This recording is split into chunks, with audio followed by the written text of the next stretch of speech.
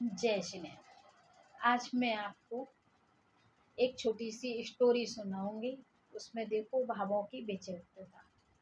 पहले वह मनुष्य था, मायाचारी द्वारा तेज गति का बंद किया, फिर वह बंदर। तो अभी मैं सुनाती हूँ।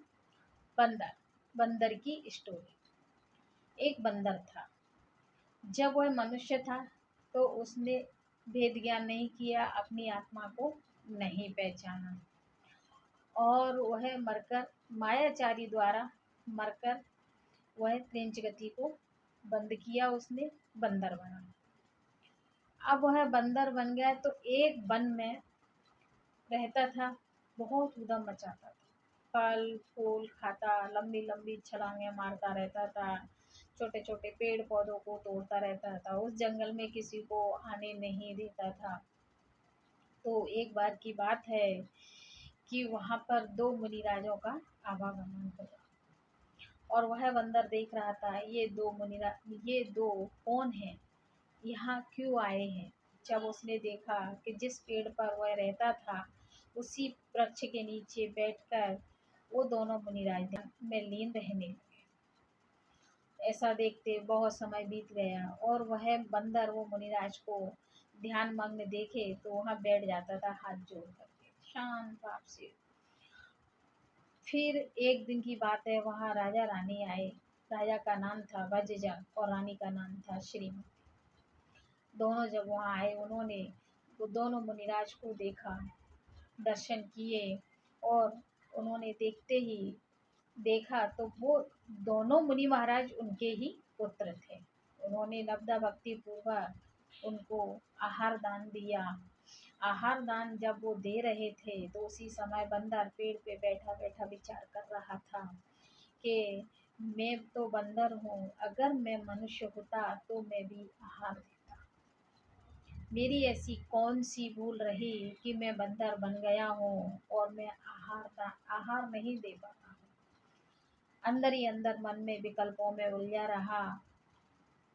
उसी समय वो अनबदा भक्ति पूर्वक जब उनका आहार पूर्ण हुआ, उसके बाद उन्होंने मुनिराज ने धर्म उपदेश दिया। जब धर्म उपदेश दिया तो बंदर ने धर्म उपदेश सुना और उसको पूर्व गति का स्मरण हो गया।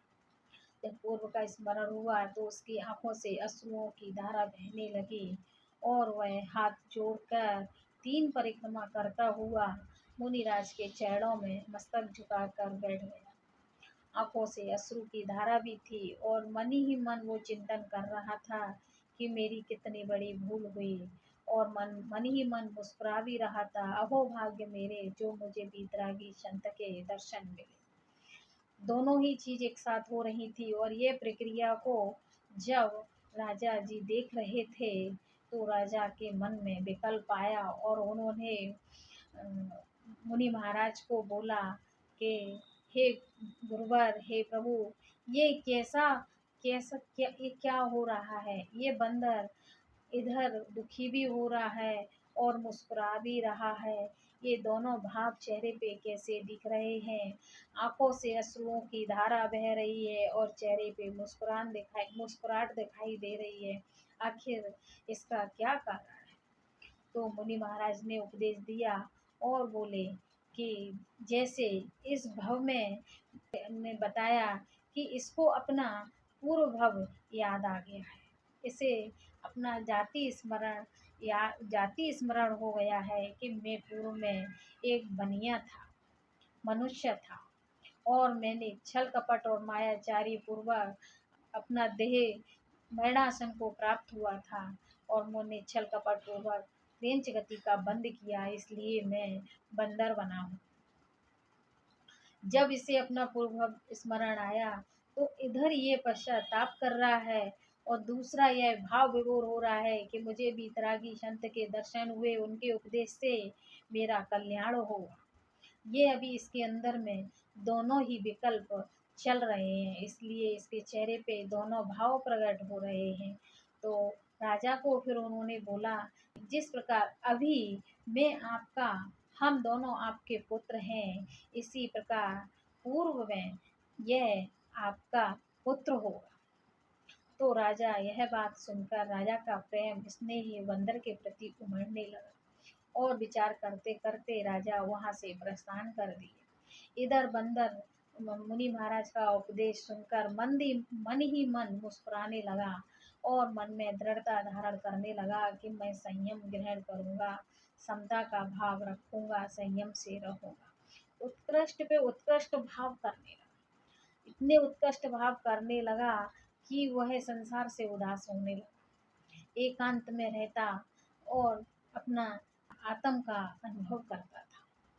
इसी प्रकार उसका भी मरण हो गया।